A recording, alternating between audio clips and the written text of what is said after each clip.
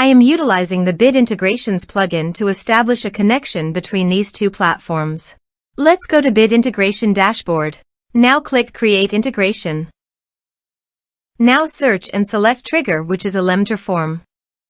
Select a form. Click on Next. Search and select Bit Form as an action. Give here the client ID.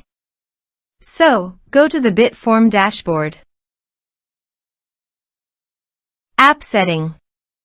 API. Copy the API key and save it. Then go to the Bit Integrations dashboard and paste it into the client ID. Authorize it. Authorization is successfully done. Next. Choose a form. Map the respective fields.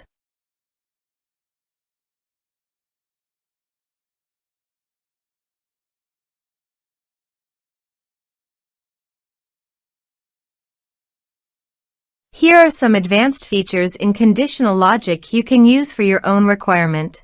Next. Finish and save it.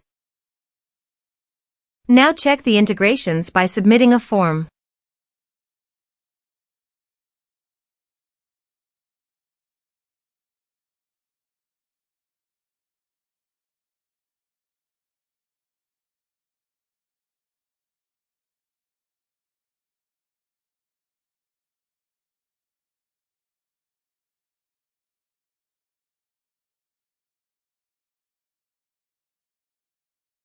Form submitted successfully. Now go to your Bit Form dashboard. Under the Actions, click on 3 dots and go to the Responses. Here you can see that the data came successfully into the Bit Form.